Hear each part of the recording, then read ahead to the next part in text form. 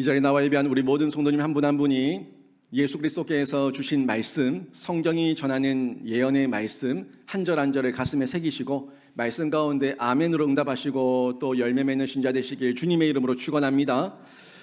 스갈에서 35번째 강해를 합니다. 12월 달에 마치려고 했는데 못 마쳤습니다. 이런저런 일정이 안 맞다 보니까 결국에 미루고 또 미뤄지고 하다 보니까 또 넘어왔는데 14장까지 왔습니다. 스가랴서 마지막 장까지 오긴 왔는데 14장 오늘 5절까지 하고 나서 이제 21절까지 한 3번은 더 해야 되는데 3번은 더 해야 되는데 아마 3월 달 넘어갈 것 같습니다. 2월 달도 또 일정을 보니까 제가 또 설교를 계속 이어가지 못할 것 같아서 3월 달 또 넘어갈 것 같은데 그래도 여러분 다 머리가 좋으시니까 기억하고 계시죠? 네. 스가랴서가 뭘 전달하고 있는지 제가 사실 희망 오직 나의 영으로 이렇게 주제를 잡긴 했는데 그 희망을 노래하는 그 희망이 저는 이 스가랴서를 보면서 저도 미처 발견하지 못했던 걸 강해를 준비하는 중에 깨닫게 하셔서 저 희망이 결국 성령께서 역사하시는 능력 가운데 있는 교회라는 걸 제가 발견하게 된 거예요. 그러니까 스가랴서가 이 성전 재건을 독려하는 말씀이긴 했는데 그 성전 재건이 역사적 배경 속에서 눈에 보이는 그 성전 재건이 아니라 벽돌 쌓는 그런 재건이 아니라 정말 하나님께서 원하셨던 스가랴를 통해서 전달하시는 그 성전 재건은 새 예루살렘이고 신약의 교회라는 걸 제가 발견하게 된 거예요. 제가 그래서 계속 교회에 대한 메시지를 계속 이어서 나가고 있는데 오늘도 마찬가지입니다. 오늘도 그 교회에 대한 메시지가 우리에게 선포되고 있는데요. 스가랴서 마지막 장에 저희가 또 주목해서 볼 부분은 멸망이라는 거거든요. 하나님께서 분명히 멸망이라는 걸 전달하고 있는데 이 멸망이 죽으라는 멸망이 아니라 경고의 멸망이기 때문에 아직 멸망이 우리에게 주어지지 않았어요. 그래서 이 장차 예루살렘의 또 한 번의 이 멸망 속에서 우리에게 주시는 메시지가 뭐고 이 신약 교회를 살고 있는 우리는 교회의 일원으로서 어떻게 이 멸망에 대한 영역을 이해하고 해석해야 되는지 또 이 부분을 내가 느끼고 깨달아서 다른 이웃들에게 복음을 전파할 때 선교하고 전도할 때에 이 멸망이라는 부분에 대한 영역을 우리가 어떻게 해석해서 전달할 것인가에 대한 통찰을 이 스가랴서를 통해서도 또 배울 수가 있습니다. 오늘 말씀을 통해서도 배울 수가 있어요. 사실 멸망이라는 단어 좋아하는 사람은 없겠죠. 저주, 심판 이런 단어들 다들 그렇게 썩 좋아하는 단어는 아니잖아요. 우리는 성공, 승리, 복 이런 거 하여튼 우리한테 이긴다는 영역에서 내가 받는다는 영역에서는 귀가 번쩍번쩍 뜨이는데 멸망당한다, 심판당한다, 저주당한다 그러면 일단 기분이 나빠. 왜? 내가 멸망받을 짓과 심판받을 짓을 하고 있다 보니까 나와 상관이 있으니까 기분이 나쁜 거예요. 사실 나와 전혀 상관이 없으면 기분이 나쁠 일이 없거든. 근데 나와 조금 관련이 있고 연관이 있고 가만히 보니까 이건 내한테 하는 말씀인데 싶으니까 내가 지금 옛 모습을 버리는 게 싫은 거예요. 그러니까 사실 성경에 나오는 멸망과 심판과 저주의 메시지가 듣기 싫을 때가 상당히 많이 있다는 거죠. 세상에서 여러분이 어떤 여러 가지 문화가 있지 않습니까? 세상 문화가 술 마시고 담배 피고 또 음란하고 여러 가지 어떤 성적인 어떤 문제들 또 재정적인 부분들 아무튼 여러분이 하나님 말씀대로 살지 못하고 있는데 성경이 그렇게 안 하면 너희들 벌 받는다. 너희들 그러면 저주 받는다, 심판 받는다. 이 말을 들었을 때 아니 깨어 있는 사람이면은 또 그 말씀대로 살던 사람이면 맞습니다. 아멘 아멘 이러면서 그냥 그렇게 살아가면 돼요. 근데 내가 그 말씀대로 못 살고 있는데 심판, 저주, 이 꾸지람 이런 말씀이 들어오니까 부모한테 이 꾸지람하면은 내가 알아서 할게 좀 냅둬라 하는 말하는 것처럼 다 큰 아이들이 부모한테 대드는 것처럼 하나님 말씀을 볼 때 이런 어떤 꾸지람이 주어지면은 내가 알아서 할 건데 구약이 말씀이지 성경이 말씀이지 실제는 안 그래. 아무튼 이런저런 자기 합리화로 하나님의 심판과 저주와 멸망에 대한 메시지를 반사할 때가 너무나 많이 있다는 거예요. 근데 반사한다고 반사가 되지 않습니다. 우리 하나님의 말씀과 공의는 그 반사는 그 모든 유리와 거울도 뚫고 들어가서 임하기 때문에 이 말씀은 아멘으로 받아야 되는 영원한 진리의 말씀인 줄 믿습니다. 이 말씀을 저희가 이 멸망에 대해 선포할 때도 오늘도 멸망에 대해서 말씀하고 있지만 이 멸망이 아니에요. 사실은 살아라. 회개하고 돌이키고 살아라. 하나님께서 우리에게 기회 주시는 말씀이라는 걸 여러분이 깨달으십시오. 성경 모든 말씀에 심판, 저주, 경고, 멸망 부정적으로만 보지 마시고 덮어놓고 아이고 무서워라 하지 마시고 이 모든 말씀이 아직 나에게 기회가 있으니까 하나님께서 주시는 은혜고 복이고 하나님의 사랑이라는 걸 여러분이 느끼시고 속히 돌이키시길 주님의 이름으로 축원합니다. 사실 이 멸망이 유대인한테도 듣기 싫어요. 자기들은 이미 한번 멸망당했거든. 한번 그 바벨론에 의해 가지고 멸망을 당하고 자기들이 포로로 끌려가서 70년을 살았잖아요. 그 아픈 고통이 있다고요. 아픈 고통이.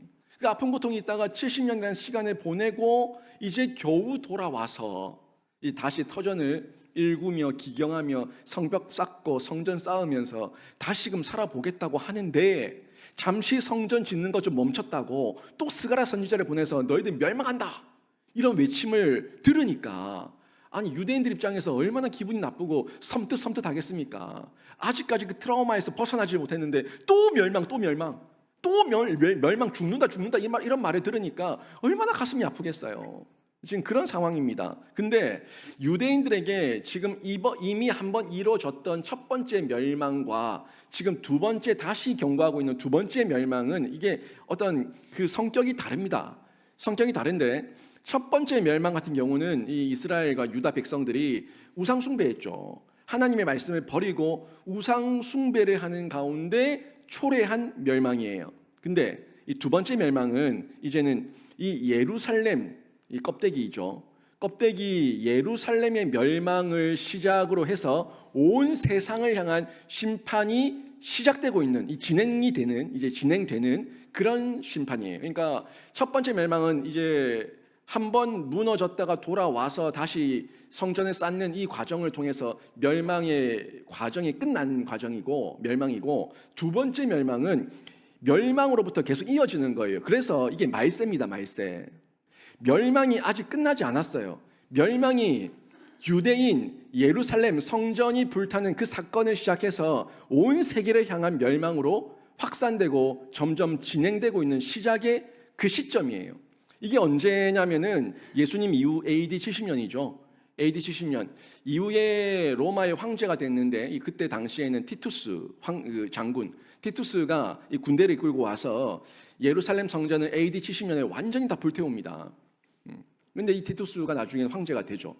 근데 아무튼 이 사건이 예루살렘 성전이 불타고 파괴된 이 사건을 통해서 오늘 말씀과 연결이 됐는데 이 두 번째 멸망이 이때 실행이 된 거거든요. 실행이 되고 나서 끝나지는 않고 계속 지금까지 이때로부터 지금까지 이어지고 있는 거예요. 근데 모두에게 주어지는 멸망은 아니라 복음이 전해졌을 때 복음을 듣고 회개하고 돌아오는 백성들에게는 구원의 길, 멸망을 피하는 길이 열려졌고 그 복음을 들었음에도 불구하고 회개하지 않는 백성, 또 나가서 전하지 않는 민족과 나라, 그리고 그 사람들에게는 결국에 이 심판이 실제가 되고 자기에게도 역시 멸망으로 주어지는 심판으로 주어지는 이런 어떤 차이점을 가지고 이원적으로 이루어지는 거예요. 예수 그리스도를 믿고 복음을 들은 자에게는 피할 길이 주어지고 예수 그리스도를 믿지 않고 복음을 듣지 않은 자에게는 거부한 자에게는 실제 이 멸망의 선언이 예루살렘이 무너지는 그 사건처럼 자기도 무너지고 자기의 모든 영혼이 무너지고 수월 지옥으로 가는 이런 멸망으로 실제가 돼버리는 사건이 되는 거죠. 이렇게 연결이 된다는 거예요. 그래서 지금은 말세 하는데 이 말세가 길게 찌어지는 이유가 여기 있는 거예요. 그러니까 예수님 때로 이후부터 지금까지를 말세라고 보잖아요. 제가 전에도 한번 말씀드렸는데 예수님 때로부터 지금까지가 말세예요. 예수님도 말세를 얘기하셨어요. 그러니까 2000년 넘게 말세가 이어지고 있는데 이 말세가 이어지는 이유는 하나님의 긍휼이고 은혜예요. 그래서 이 말세의 때를 은혜의 때입니다, 긍휼의 때입니다라고 제가 한번 말씀을 드린 적이 있어요. 한 영혼이라도 더 구원하시고자 하는 하나님의 구원 계획이 긍휼과 은혜로 베풀어지고 있는 시대에 이 시대가 지금 말세, 이 교회 시대, 은혜의 시대라는 거죠. 그래서 이 이중적 의미죠. 이 이중적 의미인데 이 말세가 어떤 이들에게는 심판으로 진행 중이고 어떤 이들에게는 구원의 긍휼과 은혜를 받아서 그때에 다시금 생명을 얻게 되는 이런 이중적 의미로 진행되고 전개되고 있다는 겁니다. 말세란 측면에서는 심판이 진행 중이지만 구원이란 측면에서는 긍휼과 은혜의 때니까 나는 심판을 받을 자인가 나는 구원받을 자인가를 통해서 지금 이 말세에 나에게 주어지고 나에게 진행되고 있는 그 과정은 어떤 과정인지 한번 생각해 보세요. 내가 예수 믿고 예수 안에서 성장, 성숙하는 과정 중에 있으면은 그렇죠? 이거는 심판이 진행 중인 게 아니라 구원의 성화 중에 있는 거예요. 영화를 향해 가고 있는 구원의 그 여정 중에 있는 거예요. 신앙 여정. 근데 내가 예수를 부인하고 거부하고 반대하고 예수에 대해서 말씀을 철저하게 배격하며 살아가는 이런 존재로 된다면 결국 심판이 진행 중이라는 거기 때문에 우리가 경각심을 가지고 한번 내 자신을 돌아보고 정말 나를 쳐서 하나님 말씀 앞에 복종케 하는 그런 의지적 결단이 있는가 점검해 봐야 되는 겁니다. 아직 늦지 않았어요. 아직 늦지 않았어요. 아직까지 이 자리에 앉아 있다는 것 자체가 기회가 주어진 거예요. 지금 이 자리에 앉아서 말씀을 듣고 있다는 것 자체가 기회가 주어진 거예요. 여러분 가정 가운데 예수 믿지 않는 가족들, 예수 믿지 않는 자녀들, 여러분이 계속 얘기를 하고 하나님을 자랑하고 예수를 자랑하고 십자가를 자랑해서 그들의 귓가에 들려지고 있다면 그들에게도 여전히 기회는 주어지고 있는 겁니다. 기회를 자꾸 던지세요. 제가 여러분에게 매주마다 매 시간마다 설교할 수 있는 시간에 여러분에게 목소리 높여 말씀을 강의하는 것도 여러분에게 복음을 듣고 돌이킬 수 있는 기회를 선포하는 거죠. 여러분이 기회를 던지는 거예요. 하나님께서 주신 기회를. 그 기회 가운데 내가 심판을 향해서 돌진할 것인가 아니면 긍휼의 때 은혜의 때 또 나에게 주어진 이 말씀을 듣고 내가 반응할 것인가. 그건 자기 몫입니다. 자기 몫. 누구의 몫이 아니에요. 하나님은 인격적인 하나님이시기 때문에 우리를 막 입을 갖다가 막 벌려가지고 입에다가 막 밥을 퍽 밀어넣는 그런 분이 아닙니다. 그런 분이 아니에요. 우리 하나님은요 다 차려놓지만 우리가 먹으라는 거예요. 우리가 의지적으로 내 마음을 다해서 감사함으로 기쁨으로 받아 먹으라는 거예요. 받아 먹으면 삽니다. 그런데 그 앞에서 투정 부리고 밥상 밀어내고 발로 쫓아고 뒤집어 엎으면 그건 자기 몫입니다. 어쩔 수가 없는 거예요. 여러분, 이 시대 교회와 성도는요 복음을 버린 자의 심판이 우리에게 임하지 않도록 늘 경성하면서 날마다 더 깨어 있어야 됩니다. 순간도 방심하면 안 돼요. 순간도 내가 예수 믿었다, 내가 10년, 20년 됐다, 내가 모태다. 모태가 더 못해요. 하여튼 이 모태가 더 못하면 안 되니까 모태가 잘하도록 그리고 하나님 앞에서 더 깨어 있도록 늘 날마다 경성하며 날마다 나를 쳐서 복종케 하는 그런 연단의 시간을 스스로 양육교육 훈련 받으면서 뛰어드셔야 된다는 거예요. 어떻게든 하나님 말씀 분별해서 복음 앞에 바로 서 있어야 되는데 여러분 오늘 말씀 듣고 이 멸망이 우리에게 주는 메시지가 뭔지 다시 한번 깨달으시고 순종하는 신자 되시길 주님의 이름으로 축원합니다. 다시 멸망의 예언을 하는 내용을 잠시 보죠. 이 멸망의 내용을 보니까 참 여러 가지로 섬뜩한 말씀들이 있는데 매도 먼저 만든 게 낫다라는 그런 말이 있지 않습니까? 맞아요. 매 맞는 아이들 뒤에 줄 서서 기다리고 있으면 굉장히 불안합니다. 굉장히 불편해요. 그냥 내가 먼저 맞고 하면서 앉아서 내 자리에 돌아가서 앉아서 맞는 거 구경하는 게 훨씬 더 나아요. 여러분 요즘은 아이들 안 때리지만 저 때까지만 해도 뭐 문제 한 문제당 한 대씩 해가지고 선생님들이 많이 맞았잖아요. 저도 선생님한테 이 쌍볼때기를 그냥 바바바바바박 뺨도 맞아보고 하여튼 군에서는 내무반 끝에서 끝까지 요즘은 4인실, 6인실 그러던데 우리 뭐 집단으로 40명, 50명 들어가는 그 내무반 끝에서 끝까지 발키치 당하면서 일부러 더 막 오버액션 하면서 장풍 맞아 쓰러지는 것처럼 퍽퍽 밀려나가고 한 대 차면 오! 죽을 것 같이 막 그냥 한 5걸음 뒤로 물러나고 막 하여튼 그런 적이 있었죠. 제가 굉장히 장난꾸러기였어요. 굉장히 장난꾸러기라서 어릴 때부터 장난이 심했죠. 저희 형도 그랬고. 하여튼 그래서 부모님하고 선생님한테 야단을 많이 맞았어요. 저희 아버지한테는 진짜 매 많이 맞았어요. 저는 진짜 많이 맞았어요. 여러분 상상 이상으로 많이 맞았어요. 또 이 얘기하면 또 저희 어머니 또 이 유튜브 보고 그런 얘기 왜 하냐고 또 뭐라 할 건데 진짜 많이 맞았어요. 이 아파트 살았는데 요즘으로 얘기하면 거의 아동 학대죠. 진짜 아동학대예요, 그거는. 요즘으로 얘기하면. 근데 진짜 많이 맞았어요. 그것도 우리 아버지 잔인하게 나가서 매를 구해오라고 그래요. 나가서 막 아파트 있으면 아파트 나무까지 꺾어가면서 이 매를 막 주워가지고 만들어가지고 갔어요. 그것도 제일 약한 거로. 그럼 다시 해오라 그러고 막. 하여튼 그 매를 참 많이 맞았는데 더 이상 얘기 안 하겠습니다. 저희 엄마한테 또 야단 맞을 것 같아서. 근데 밖으로 나가면 그래도 아버지 체면이 있잖아요. 그러니까 야단을 안 치거든요. 그러니까 눈빛으로 얘기하죠. 눈빛으로. 그 살짝 합니다. 따라와. 너 나중에 집에 가서 보자. 야, 이 말이 제일 무서워요. 나중에 집에 가서 보자. 아, 그때부터 저는 지옥입니다. 가서 얼마나 맞을까? 가서 어떤 이 잔소리를 들을까? 그냥 지금 때리고 말지. 나중에 보자. 이 말 한마디 듣고 나면요, 그때부터 상당히 마음이 불편해요. 이후에 어떤 체벌과 어떤 꾸중을 들을까에 대한 걱정 때문인데요. 유다 백성들이 지금 그런 심정입니다. 그런 심정. 이미 두들겨 맞고 돌아왔는데 지금 또 잘못한 게 있으면 지금 때리면 되는데 지금 안 때리고 나중에 보자. 예언으로 말씀하시니까 나중에 보자. 이러니까 이 사람들이, 유대인들이 굉장히 더 불안하고 두려움을 느낄 수밖에 없죠. 이 나중에 보자는 말씀이 어떤 나중에 보자인지 지금 1절에서 2절 내용에 나오는데 한번 보십시오. 여호와의 날이 이르리라. 그 날에 내 재물이 약탈되어 내 가운데에서 나누이리라. 내가 이방 나라들을 모아 예루살렘과 싸우게 하리니 성읍이 함락되며 가옥이 약탈되며 부녀가 욕을 당하며 성읍 백성이 절반에 사로잡혀 가려니와 남은 백성은 성읍에서 끊어지지 아니하리라. 지금 이게 지금 당장 이루어질 일이 아니라 다음에 이런 일이 일어날 거야. 나중에 보자. 이 얘기를 하시고 있는 거죠. 하나님은요, 사실 바벨론에서 돌아와서 성전을 재건하고 있는 이 백성들에게 사실 좀 격려하고 축하해주고 막 축복해주고 뭐 이런 말씀도 해주시면 참 좋겠는데, 의외로 이들에게 전달하고 있는 메시지는 축복의 미래를 약속하거나 그런 말씀을 하시지 않습니다. 오히려 지금 오늘 말씀처럼 또 그들의 어떤 변질되고 또 잘못된 부분이 있겠죠. 그런 부분만 딱 꼬집어서 보시고 하시는 말씀이 너희들의 재물이 약탈당할 거다. 너희들의 부녀가 욕을 당할 거다.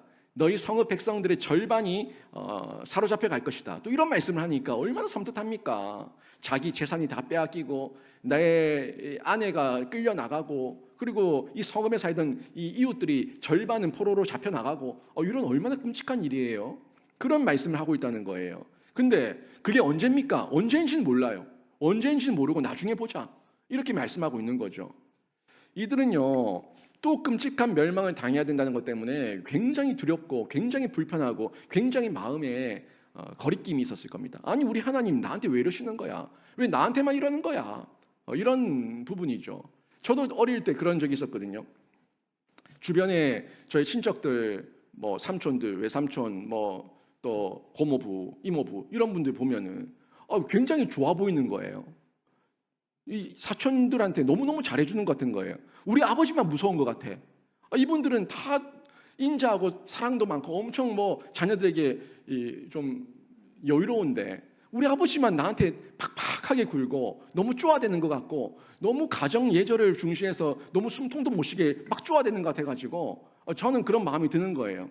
근데 이런 모습 가운데 자기 생각은 그럴지 모르겠지만 사실 자기 자녀를 가장 사랑하는 사람이 누구겠습니까? 제 아버지죠.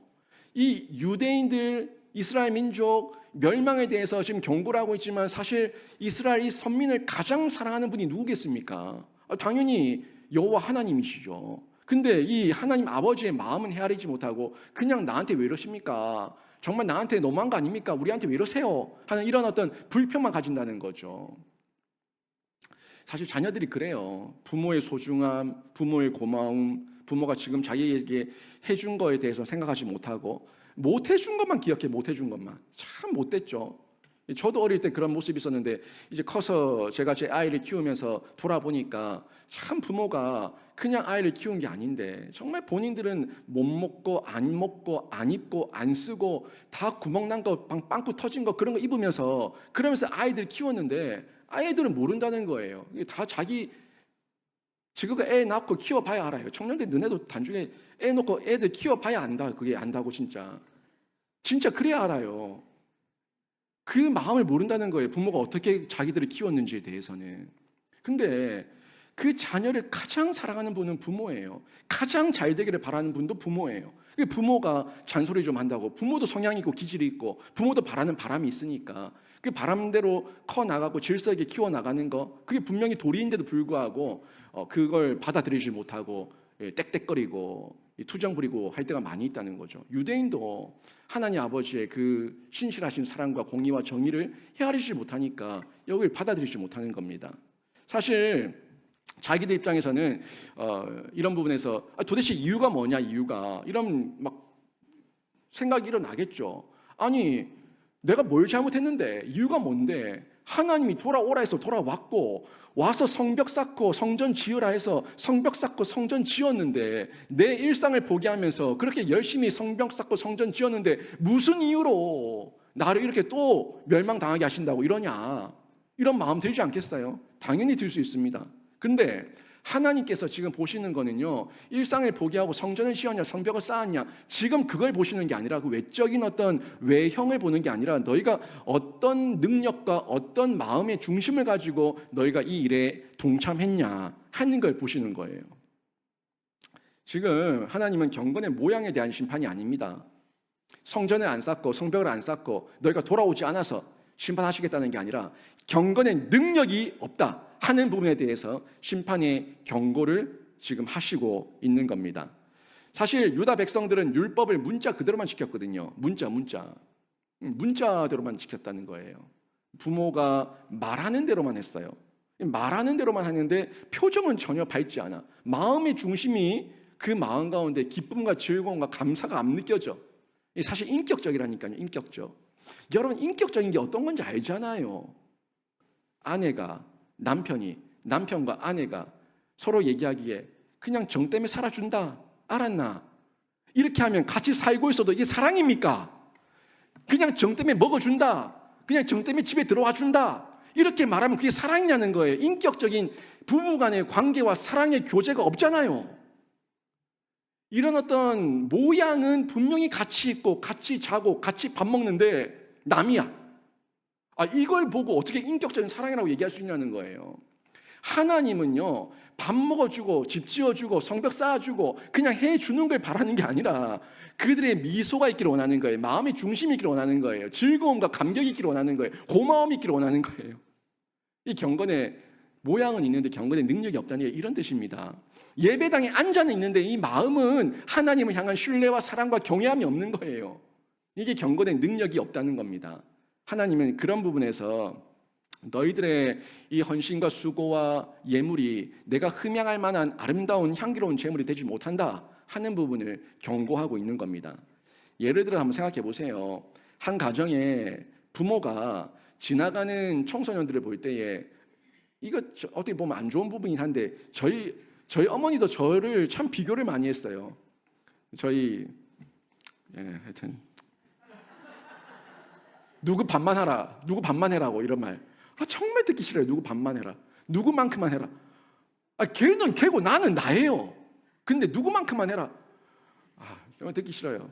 근데 알거든요. 엄마가 저를 제일 사랑하는 거 아는데 누구만큼만 해라, 누구 아들은 어떻고 누구 애는 어떻고 막 이런 얘기하면 정말 듣기 싫어요.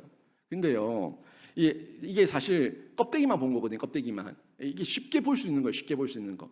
저도 그렇게 보입니다. 여러분도 사실 여러분 자녀를 비교하는 말은 안 했지만 우리 애도 저 집 애만큼만 했으면 하는 마음을 가질 수 있잖아요. 가질 수 있는데 그게요, 어떤 가정의 다른 옆 가정의 애들을 볼 때 겉모습만 보고 쉽게 아이고 잘하네, 아이고 좋네, 쉽게 말할 수 있어요. 쉽게. 근데 진짜 내 자식이 되면요, 그 겉모습만 보고 잘하네, 좋네 하겠습니까? 절대 안 그래요. 부모는요, 자녀를 볼 때 겉모습만 보지 않고 그 아이의 내면을 봅니다. 그 아이의 지금 진심을 봅니다. 지금 이 아이가 진짜 사랑하고 하나님을 사랑하고 부모에게 존경하고 공경하고 이런 마음이 있어서 하는 거 아닌가, 이걸 본다고요. 무슨 차이인지 아시겠어요? 그냥 지나가는 아이, 옆집 아이는요, 그냥 껍데기만 보인다고, 껍데기만. 그냥 그 마음은 어떤지 헤아리지 못하고 그냥 저 아이 반만큼, 저 아이 반만 해라, 저 아이만큼만 해라, 이런 말할 수가 있는데, 그거는 실제 그 집에 가서 살아보고 그 아이의 일거수일투족을 보면은, 그 아이의 진심을 보게 되면은 여러분 자녀에게 그런 말 못할 겁니다. 그래서 사실 내 자식이 되면요, 겉모습만 보고 판단하지 않고 그 아이의 내면까지, 그 아이의 마음의 중심까지 헤아려서 보려고 부모는 보잖아요. 아니, 낳아서 키웠는데 왜 안 보이겠습니까? 그게 척하면 딱이지. 그 머리 위에 앉아 있어요. 그 애가 무슨 생각하는지까지, 지금 마음이 기쁜지 나쁜지까지 표정 하나, 행동 하나로 다 볼 수 있는 게 부모 아닙니까? 다 본다고요. 보이니까 그 마음과 자세까지도 바로 잡아주고 싶은 거죠. 이왕 살아가는 세상, 이왕 할 공부, 이왕 할 일, 부모의 마음은 그냥 일하는 거로 만족하지 않아요. 공부하는 거로 만족하지 않아요. 정말 이 아이의 마음 가운데 기쁨과 즐거움과 감사와 이 감격을 가지고 이 아이가 정말 행복하게 공부하고 일하고 뭔가를 살아가 나가는 이런 삶을 살기를 원한다는 거예요. 그게 부모의 마음이에요. 우리 하나님 아버지의 마음이에요. 하나님은 이방 나라, 저 멸망당할 민족, 나라, 사람, 그 사람 보면서 그냥 잘하네, 이 정도가 아니라 우리들의 마음의 중심을 헤아리고 계시기 때문에 우리가 정말 마음의 진심을 다해서 하나님을 사랑하는 마음으로, 경외하는 마음으로 동참하고 이 말씀 앞에 순종하기를 원하신다는 거죠. 그러니까 하나님께서 잔소리가 많은 거예요. 이 잔소리는요, 우리가 곱게 보면은 잔소리지만 깊이 보면은 하나님의 넘치는 사랑이고 은혜입니다. 제가요, 그렇게 많이 저를 때린 우리 아버지지만 중3 때 아버지 잃고 난 이후에 저희 아버지 생각하면서 얼마나 많이 운지 모릅니다.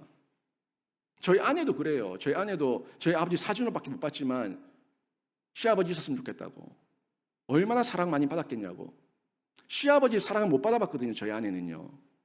제 아버지한테 저도 군에 갈 때 제대하고 나서 이 제대 신고도 하고 싶고 인사도 하고 싶고 결혼에 대해서, 취업에 대해서, 진로에 대해서 상담도 해보고 싶고 아버지의 충고도 듣고 싶고, 그때는 그 잔소리가 그렇게 듣기 싫었는데 나중에 지나 보니까 그 잔소리가 사랑이었다는 게 느껴지는 거예요. 있을 때는 모르지. 없을 때, 이제 만날 수 없을 때, 과거가 되었을 때 그 아버지의 사랑과 그 마음이 정말 내 마음 중심까지도, 내 마음의 자세까지도 바로 잡아주고자 하는 그 사랑이었다는 것을 깨닫게 되는 거죠. 우리 하나님이 지금 이런 말씀을 우리에게 하고 있는 거고요. 이스라엘 민족에게도 경건의 모양만이 아니라 정말 마음의 중심으로 있는 경건의 능력을 갖추기를 원하시고 진짜 구별된 백성으로 살아가기를 원하셨던 겁니다. 율법을 열심히 지켰던 바울도 마찬가지입니다. 이 사실을 깨닫고 나서 자기는 정말 바리새인 중에 바리새인이고 율법으로는 흠이 없는 자였지만 자기가 뭐라고 얘기합니까? 나는 죄인 중에 괴수다. 스스로 말해요. 스스로. 왜요? 율법으로 흠이 없는 경건의 모양은 있었지만, 율법으로는 흠이 없었지만 자기 내면은 그렇지 못했기 때문에 내가 죄인 중에 괴수라는 경건의 능력이 없었음을 고백하고 있는 겁니다. 실제 예수님도 이렇게 말씀하셨어요. 마태복음 5장 20절에서 예수님께서 하신 말씀이에요. 내가 너희에게 이르노니 너희 의가 서기관과 바리새인보다 더 낫지 못하면 결코 천국에 들어가지 못하리라. 내가 너희에게 이르노니 너희 의가 서기관과 바리새인보다 더 낫지 못하면 결코 천국에 들어가지 못하리라. 이 무슨 말씀이에요? 지금 예수님께서 말씀하시는 것은 서기관과 바리새인만큼 이 껍데기 행위를 지켜라는 게 아닙니다. 바리새인과 서기관도 최소한의 저 양심은 있는데 이 양심도 없다면, 이것보다 더 낫지 못하면, 더 경건의 능력을 갖추지 못하면 결코 천국에 들어가지 못한다. 이 말씀이에요. 마음의 중심 얘기하고 있는 겁니다. 그런데 이 마음의 중심을 우리가 어떻게 지킬 수가 있냐는 거예요. 뭐 하루에도 수십 번씩 마음이 이랬다 저랬다, 이 변덕 이런 변덕이 없어. 완전 이런 기복이 너무 심해가지고 이 변덕쟁이 이런 변덕쟁이가 없는데 이 마음의 중심을, 심지를 어떻게 견고하게 하고 어떻게 지킬 수가 있냐는 거예요. 늘 기준이 무너지는 존재가 인간인데 기준 없이 내 감정 따라, 내 마음 따라, 내 생각 따라 세상의 소리 가운데 귀가 커져서 맘클럽에, 맘카페에 그 엄마들의 소리만 하나님 말씀보다 그 더 크게 들리는데 어떻게 내 마음을 지키며 하나님 말씀대로 살아갈 수가 있냐는 거예요. 스가랴서가 지금 이 부분을 얘기해 주고 있습니다. 마음을 어떻게 지킬 것인가. 사실 스가랴서를 통해서 계속 말씀하시는 핵심은요, 제가 초두에 말씀드린 것처럼 교회입니다. 교회. 스가랴서는 계속 교회를 말하고 있어요. 근데 교회는 사람의 열심으로 세워지지 않잖아요. 지금 사도행전 또 막 강의하고 있는데, 지난주도 말했지만, 주일에도 말씀드렸지만, 예수 그리스도를 믿는 믿음을 가진 사람들, 신자들이 모이고 거기에 성령의 능력이 임해야지 교회가 된다고. 이 교회는 그냥 사람만 모였다고, 사람이 모여서 교회를 만든다고 교회가 되는 게 아니에요. 예수 그리스도를 믿는 믿음과 성령의 능력을 입은 신자들이 함께 모여서 성령의 능력으로 교회를 세워나가는 겁니다. 예수 그리스도를 머리로 모시고 교회를 세워나가는 거예요. 근데 이렇게 하나님께서 세우고자 하시는 교회가 성령의 능력도 있고 변화된 사람, 예수 그리스도를 믿는 그런 사람들이 교회의 일원으로 한 명 한 명이 모여서 교회가 되는데, 이 교회를 통해서 마음의 중심이 분명한 신자들, 그 한 사람 한 사람이 모이기를 원하신다는 거예요. 성전만 벽돌만 쌓지 말고 정말 너희들이 이 성전 안에 벽돌 한 장 한 장이 되라는 겁니다. 지금 그들이 벽돌만 쌓고 있잖아요. 성전만 쌓고 있잖아요. 근데 이 성전 껍데기만 짓지 말고 진짜 너희들이 이 교회의 일원이 되라는 거예요. 교회의 벽돌 한 장이 되라는 거예요. 그 한 장이 돼서, 그 벽돌이 되어서 함께 세워져 나가는 유기적 아름다운 공동체, 이 교회를 준비하라는 말씀을 스가랴서를 통해서 우리에게 계속 전달해 주고 있는데, 여러분이 그런 하나님께서 구약으로부터 지금 신약교회 성령을 통해서 우리에게 말씀하고 있는 이 교회를 정확하게 아셔서 교회를 함께 세워나가는 교회의 일원이 되시길 주님의 이름으로 축원합니다. 그렇게 지어져 나가면 다시 멸망의 이 이유가, 이 내용이 우리에겐 상관이 없어요, 사실. 근데 다시 이 멸망의 이유를 보게 되면은 그렇게 마음의 중심을 지키지 못하니까, 깨어있지 못하니까 이 멸망이 임하게 되는 거죠. 또다시 멸망의 이유가 뭐겠습니까? 예루살렘이 약탈당하고 성읍이 함락되는 예언을 들었을 때 유다 백성들의 반응도 다양합니다. 다양했을 거예요. 당연히 다양했을 겁니다. 아마 대부분의 백성들은 아마 그랬을 거예요. 아유, 우리가 뭘 잘못했는데?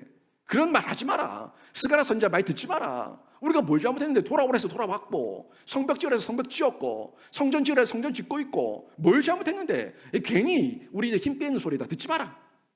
그렇게 반응한 백성들도 있었을 것이고, 또 어떤 사람들은 정말 저 스가랴 선지자가 저렇게 외치는데 우리가 뭘 잘못했지 하면서 이 두려움 가운데 자기를 돌아보는 백성들도 있었을 거예요.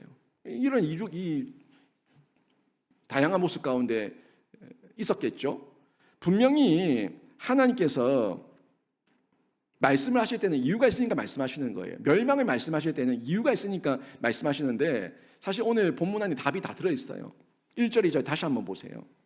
1절, 2절에 이렇게 쭉 나왔죠. 이 답을 여기서 찾을 수 있는데, 그날에 내 재물이 약탈되어, 그날은 멸망의 날입니다. 내 재물이 약탈되어 내 가운데서 나누이리라. 뺏긴다는 거예요. 내가 이방 나라들 모아 예루살렘과 싸우게 하리니 성읍이 함락되며 가옥이 약탈되며 부녀가 욕을 당하며 성읍 백성이 절반이나 사로잡혀 가려니와. 바로 여기죠. 여기 이 말씀 속에 왜 뺏어가겠습니까? 하나님께서 욕심쟁이에요. 배 아파서 뺏어가요? 하나님께서 뺏을 때는요, 하나님께서 무너뜨리실 때는 이유가 있다고요. 뺏어가실 때, 무너뜨리실 때, 하지 못하게 하실 때, 누리지 못하게 하실 때 이유가 있다는 거예요. 이유가 있어요. 제가 살아보니까요, 돈 하는데 돈이 모일 때가 있고, 돈을 모아도 한순간에 사라질 때가 있어요. 진짜 한순간에 사라질 때가 있어요. 사라질 때도 이유가 있고, 모이게 했을 때도 이유가 있어요. 잘 분별하세요. 정말 잘 분별하셔야 됩니다. 우리 청년들 한참 남았으니까 잘 분별하라고. 돈을 모이게 하셨을 때 왜 모이게 하셨는지, 돈이 한순간에 사라질 때 왜 사라졌는지 정말 분별해야 돼요. 그냥 생기고 그냥 사라진 게 아니에요. 주실 때도 이유가 있고 걷어가실 때도 이유가 있어요. 그 이유를 분별하는 사람이 영적으로 깨어있는 사람이에요. 지금 이들에게 하나님께서 지금 재물도 주셨고요, 또 성읍도 주셨고요, 가옥도 주셨고요, 부녀도 주셨어요. 근데 싹 걷어가시네. 이유가 뭐냐는 거죠. 결국 여기서 외형의 껍데기에 치중했던 이스라엘 백성들의 그 마음의 중심을 하나님께서 간파하신 거 아닙니까? 그 껍데기에 매여서 껍데기에 함몰되어서 껍데기만 외치고 노래하고 즐거워하며 살았던 그 모습 하나님께서 보시고 싹 걷어가시는 거 아니에요. 그 마음의 중심이요, 재물을 의지했거든요. 그 마음의 중심이 성읍을 의지했거든요. 자기들이 다시 쌓은 성읍, 자기들이 다시 쌓은 가옥, 내 거다, 내 거다, 내 거다, 내 거다, 내 거다, 내 거다. 이 교만. 가나안 땅에 들어갔을 때 그들은 자기가 수확하고 자기가 심지 않은 소산물과 소출을 먹었습니다. 자기들이 하지 않은 땅을, 자기들이 노력하지 않은 땅을 거저 받았습니다. 그런데 곧장 조금 지나고 나니까 내 거다, 내 거다, 내 거다. 하나님은 사라져버리는 거예요. 하나님 잊어버리는 거예요. 그리고 그 땅을 의지합니다. 그 밭을 의지합니다. 가옥을 의지합니다. 성읍을 의지합니다. 사람을 의지합니다. 그 세상 문화를 의지합니다. 하나님께서 싹 쓸어가십니다. 사사기 보세요. 그 가나안 땅에서 그 반복이 7번 반복됩니다. 주셨다가 뺏어가시고 주셨다가 뺏어가시고 결국 그걸 통해서 반복하는데 뭘 느낍니까? 주시는 분은 하나님이시고 거둬가시는 분은 하나님이시라는 거예요. 근데 주실 때는 감사합니다 했다가 곳에 금방 잊어버리고 내 거야 해버리는 거죠. 금방 잊어버리는 거예요. 여러분 신명기 지금 묵상하고 있는데 신명기 계속 보세요. 뭘 얘기하고 있어요? 똑같은 말이에요. 똑같은 말. 제가 새벽마다 설교할 때마다 똑같은 말을 반복하고 계셔가지고 전달하는 게 힘들어요. 똑같은 메시지는 뭡니까? 기억하라는 거예요. 기억하라는, 잊지 말라는 거예요. 하나님의 메시지, 하나님의 명령 잊지 말라는 거예요. 너희를 애굽 땅에 종되었던 곳에서 이끌어낸 구원해 주신 여호와 하나님이라는 거 잊지 말라는 거예요. 사람이 이걸 금방 잊어버리면 금방 변질되거든요. 대학 들어갈 때는 여기 꼭 보내주시면 이렇게 할게요, 저렇게 할게요 하다가 대학 들어가면 변질. 이 직장 보내주시면 하면 기도하다가 보내주시면 또 변질. 이 사람과 결혼시켜 주시면 했더니 또 변질.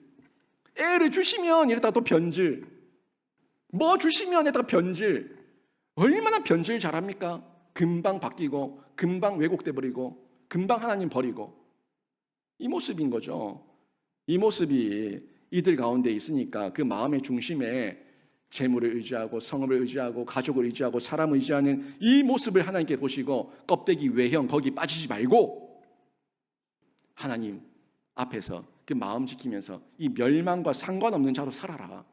정말 내 예수 그리스도 하나님 안에서 연합된 자로 살아라 하는 메시지 스가랴를 통해서 전달해 주고 있는 겁니다. 유다 백성들에게 하나님께서 이렇게 자세히 말씀으로 경고하신 이후에 이들에게 그냥 바로 실행하시는 게 아니라 경고예요. 경고. 멸망의 경고를 한 이후에 다시 그들이 회복할 기회를 주셨어요. 말하고 바로 때려버린 게 아니라, 말하고 바로 뺏어버린 게 아니라 말하고 두고 보신 거예요. 말하고 기회를 주신 거예요. 근데 이들이 그 기회를 놓치죠. 영원히 의지해야 될 예수 그리스도까지 보내주셨는데 그 예수 그리스도를 자신들은 여전히 변하지 않았습니까? 그 후손들, 그 부모를 보고 뭘 배웠겠습니까? 여전히 변하지 않았고 더 변질되어져 있으니까, 여전히 외식과 껍데기만 남아 있으니까 결국에 어떻게 합니까? 예수 그리스도를 십자가에 못 박아 죽인 거죠. 그리고 그 마지막 기회까지 그 유대인들이 놓쳤을 때 AD 70년에 티투스 장군을 통해서 스가랴의 예언이 실행됩니다. 실행된 거예요. 여러분, 성경에 나오는 저주와 심판과 멸망의 경고를 무섭다고 덮어버리지 마세요.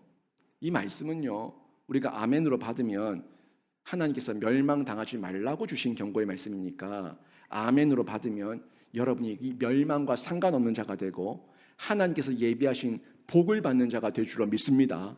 전 여러분이 이 성경 말씀에 나오는 복도 아멘으로 받고 멸망, 심판, 저주의 메시지도 아멘으로 받으셔서 여러분이 이 멸망, 심판, 저주와 상관없는 자가 되시고 이 복된 말씀을 누리고 전하고 흘려보내는 통로가 되시길 주님의 이름으로 축원합니다. 이게 우리가 다시 멸망에 대한 이 예언과 이 이유를 보고 통찰하고 깨달아서 실행해야 되는 거예요. 하나님께서는 이렇게 멸망에 대한 메시지 전한 이후에 여전히 우리를 향한 구원 계획을 또 보여주십니다. 하나님 말씀, 멸망당해서 죽으라고 하는 말씀이 아니에요. 다시 구원 계획이 있습니다. 그 구원 계획을 또 선포하고 또 선포하고, 모든 선지자가 다 그랬어요. 멸망만 얘기한 게 아니라 돌아올 방법을 알려줬어요. 회개할 방법을 알려줬어요. 살 길을 알려줬어요. 여전히 스가랴도 멸망에 대한 예언을 선언한 이후에 3절부터 5절을 보니까 또 구원 계획이 있음을 알려주고 있습니다. 3절 5절 보세요. 그때에, 이 멸망을 당할 그때에 보세요. 여호와께서 나가사 그 이방 나라들을 치시되 이왕의 전쟁 날에 싸운 것 같이 하시리라. 그날에 그의 발이 예루살렘 앞 곧 동쪽 감람산에 서실 것이요 감람산은 그 한가운데가 동서로 갈라져 매우 큰 골짜기가 되어서 산 절반은 북으로 절반은 남으로 옮기고 그 산 골짜기는 아셀까지 이를지라. 너희가 그 산 골짜기로 도망하되 유다 왕 우시야 때에 지진을 피하여 도망하던 것 같이 하리라. 나의 하나님 여호와께서 임하실 것이요 모든 거룩한 자들이 주와 함께 하리라. 아멘. 지금 2절에서는 분명히 하나님께서 이방 나라들을 모아서 예루살렘을 보내서 예루살렘과 싸우게 하시겠다고 말씀하셨어요. 이건 심판이죠. 그죠? 잘 보세요. 2절. 분명히 하나님께서 보내셔서 싸우게 하십니다. 전쟁 일으키신 거예요. 다 빼앗아 가게 하십니다. 다 죽이게 하십니다. 그런데 3절을 보니까 그때에, 그 난리통에, 그 멸망 때에 여호와께서 나가서 또 이방 나라들을 치신답니다. 예루살렘을 치러 온 자를 치신다는 거예요. 이게 뭔 얘기입니까? 보내셔가지고 멸망하게 하시던 언젠데 또 한쪽에서는 또 그 멸망시키러 온 자들을 치셔서 쫓아내신다고, 또 누군가는 보호하시겠다는 거예요. 이 보이세요, 여러분? 한쪽은 멸망당하는 그룹이고 한쪽은 보호받는 그룹이 있다는 거예요. 하나님께서 보내셔서 멸망당하는, 심판당하는 자들이 있는가 하면은 하나님께서 또 나서셔서 보호하는 그룹이 있다는 거예요. 아주 이중적으로 하나님께서 심판받을 자, 구원받을 자를 구분하고 있다는 걸 스가랴서가 전해주고 있는데요. 예루살렘의 두 번째 멸망은요, 단순한 예루살렘의 멸망으로 그치지 않습니다. 제가 말씀드린 것처럼 AD 70년 이후에 이 멸망은 진행 중이라고. 언제까지? 우리 주님 재림 때까지. 끝난 게 아니라 지금도 멸망이 진행 중이에요. 그래서 말세라고요.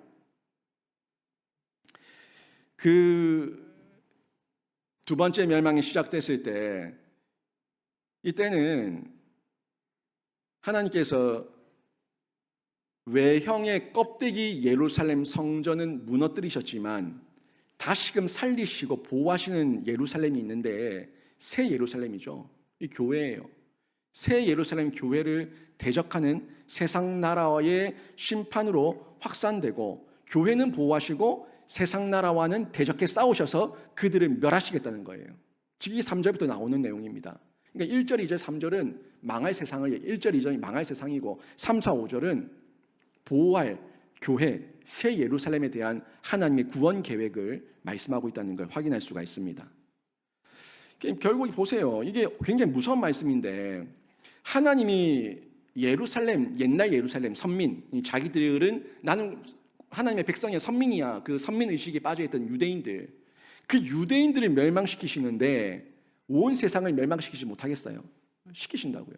그 수천 년 동안 보호하시고 생명 싸기로 지키셨던 그 예루살렘 유대인들을 하나님께서 멸하시는데, 저 이방 나라들 가운데서 하나님 모르는 자들 멸망시키는 게 이르겠냐는 거예요. 당연히 멸망하는 거죠. 하나님의 선민도 하나님을 믿지 않을 때, 예수 그리스도를 못 박아 죽였을 때, 예수 그리스도에게 마지막 기회를 저버렸을 때 멸망당하는데, 저 이방 나라, 예수 전혀 모르는 사람들, 끝까지 우상 숭배하는 자들, 그들은 말할 것도 없다는 거죠. 이게 예루살렘으로부터 시작해서 복음을 거절한 나라, 성교를 거절한 나라, 하나님 배척하는 그 교회를 배척하는 모든 나라와 민족과 열방으로 확산된다는 거예요. 심판이 확산된다는 거예요. 이게 말세입니다. 인간들은요, 하나님을 모른 채 자기 정욕대로 살아갑니다. 자기 감정대로 살아갑니다. 자기 혈기대로 살아갑니다. 그래도 우리는 믿는 사람이니까, 그렇죠? 절제하잖아요. 다스리잖아요. 그죠? 저도요. 목사라서 절제하는 게 상당히 많습니다. 저도요, 목사라서 말하지 않고 그냥 꼴깍 삼키는 말이 굉장히 많습니다. 이게요, 저를 괴롭히는 게 아니라 저를 지키는 방법이에요. 하나님의 말씀 따라서, 사명 따라서, 소명 따라서 살아갈 때에 내가 감정대로 살지 않고 혈기대로 살지 않고 저를 도리어 지키더라고요.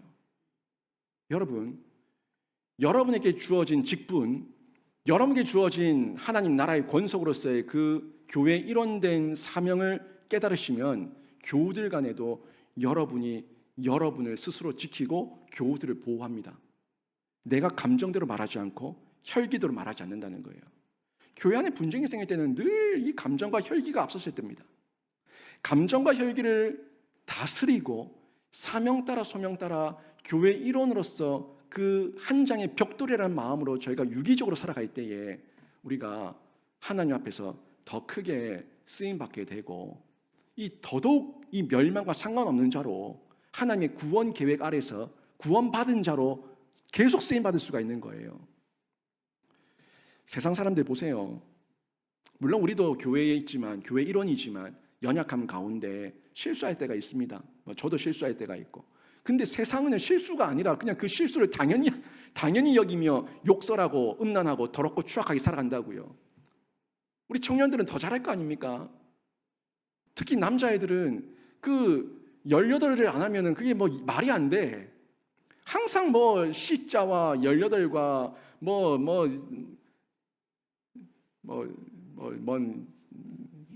하여튼 그런 말을 꼭 해야지만 말이 되는 애들이 있어.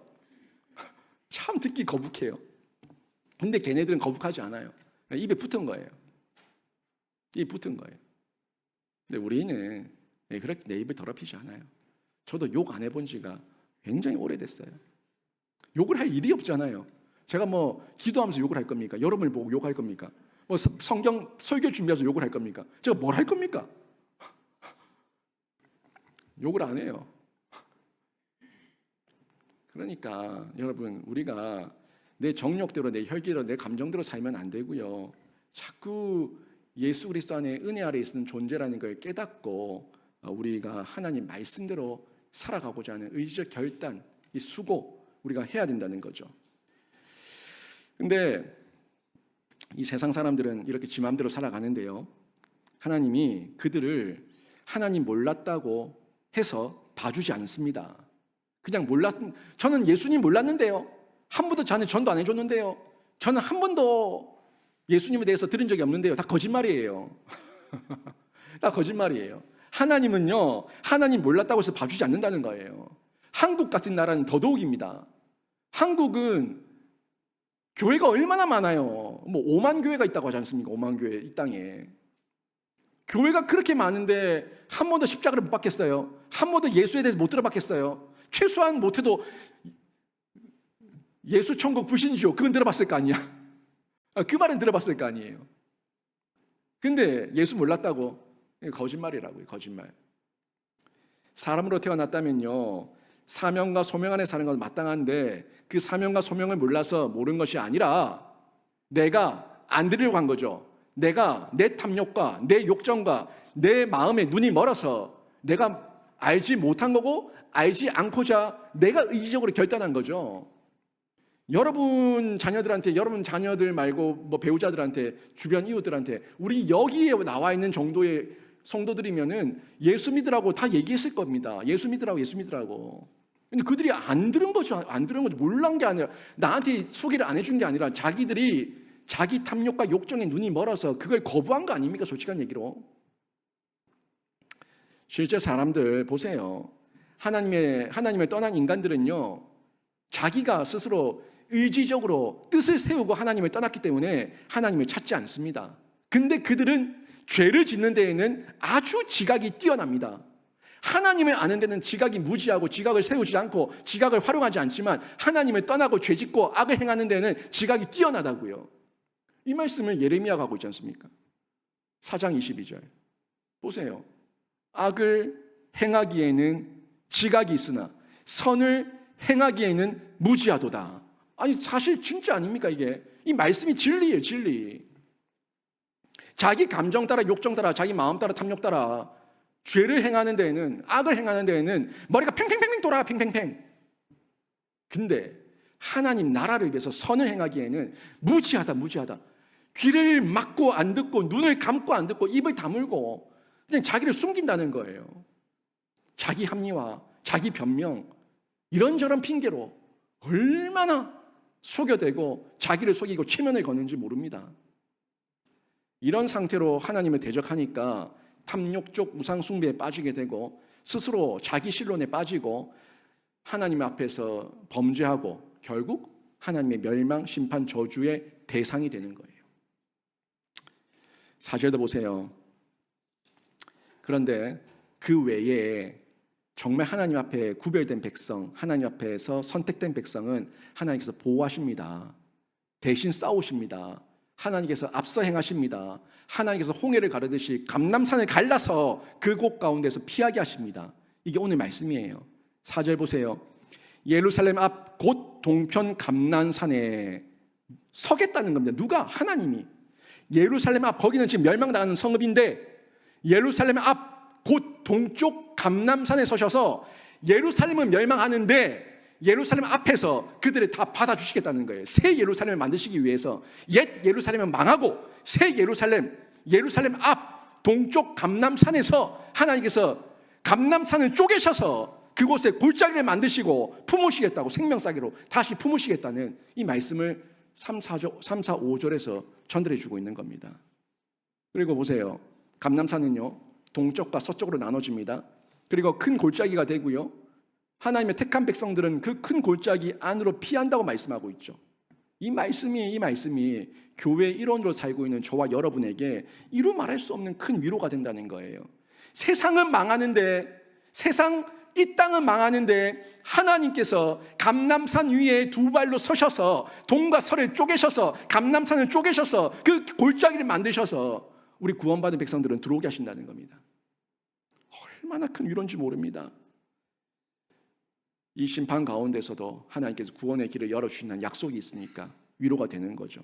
근데 제가 말씀을 준비하는 가운데 여기서 두 가지 질문이 생겼어요.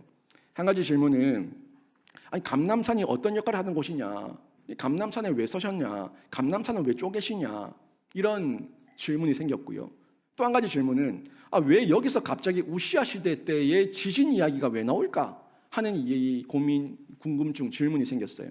제가 성경을 잠시 찾아보고 묵상해 보니까 감람산은요 지진이 나서 도망가는 백성들에게 그때 당시에 우시아 시대 때 지진이 있었는데 그때 당시에는 이 감람산이 장애물이었어요. 장애물. 그래서 신속하게 지진을 피하지 못한 거예요. 그래서 우시아 때 지진이 있었다는 것은 성경에서 증언하고 있는 부분인데 그때 많은 사람이 죽었던 사건이죠. 이 유명한 사건을 말씀하시면서 감람산이 너희들에게 더 이상 방해물이 아니라 우시아 때처럼 너희들이 피하지 못하고 도망가지 못해서 감람산에 가로막혀서 죽는 것이 아니라, 지진 앞에 죽는 것이 아니라 내가 감람산을 쪼개버릴 테니까 그 사이로 들어와라. 골짜기를 만들어버릴 테니까 그 안으로 들어와라. 들어오고 지나가라. 너희가 살 것이다. 이 메시지를 전하고 있다는 거죠. 중요한 거는요, 이게 거룩한 자들, 하나님 앞에 선택받은 자들, 우리 교회 일원된 자들에게만 해당이 된다는 거예요. 그리고 세상 사람들은 화려한 성전 예루살렘을 보면서 그 법궤 예루살렘 그 성전이 자기들을 지켜줄 것이라고 착각했는데 아니요. 하나님의 임재가 있어야 지킴을 받지, 하나님의 임재가 떠나면 지킴 받지 못합니다. 하나님의 임재는 하나님의 말씀 앞에서 경건의 모양과 능력을 두루 갖춘 자들 가운데 역사하시는 거죠. 교회에 임하시는 거예요. 교회가 되는 거는요, 경건의 모양과 경건의 능력이에요. 하나님을 믿는, 예수 그리스도를 믿는 신자와 성령의 능력이 있어야 되는 거예요. 그래야 교회가 되는 거예요. 근데 교회가 성령의 능력이 떠나고 하나님의 영이 떠나고 하나님 임재가 없으면 그건 무너질, 멸망당할 예루살렘이에요. 이 감람산이 또 어떤 것입니까?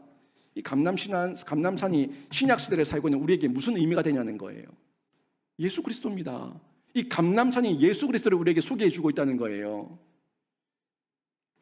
감람산은요, 실제 예수님께서 마지막 십자가를 지시기 전에 땀방울이 핏방울이 되도록 기도하신 겟세마네 동산이 있는 곳이 감람산입니다.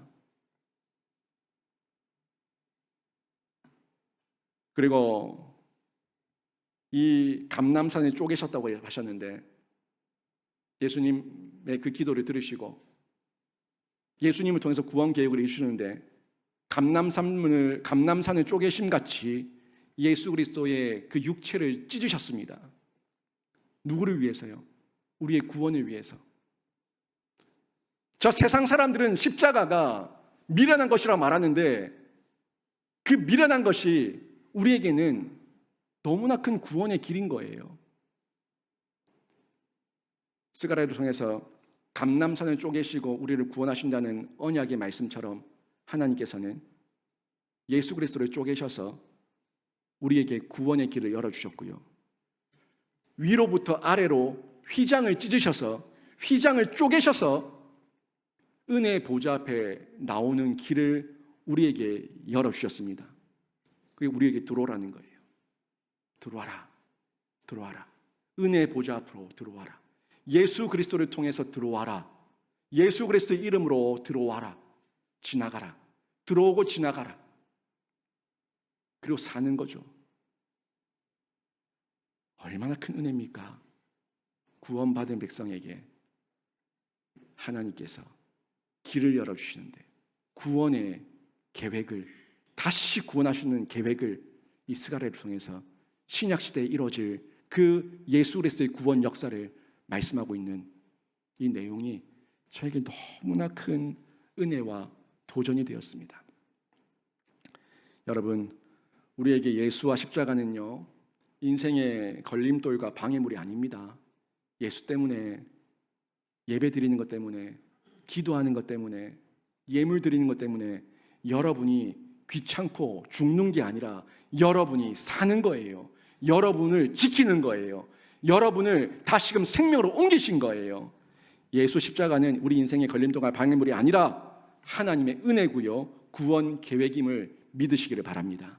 멸망의 경고와 무관한 자로 여러분은 예수와 십자가만 붙드시고 구원의 여정 걸어가셔서 멸망, 심판, 저주 두려워하지 마시고 나와 상관없으니까 오직 예수, 오직 십자가 그 동서로 쪼개셔서 감람산을 쪼개셔서 들어오게 하셨던 그 은혜의 보좌 앞에서 여러분은 날마다 생명과 기쁨과 감사만 노래하는 하나님의 권속으로 하나님의 백성으로 교회의 일원으로 쓰임 받으시기를 주님의 이름으로 축원합니다. 아멘.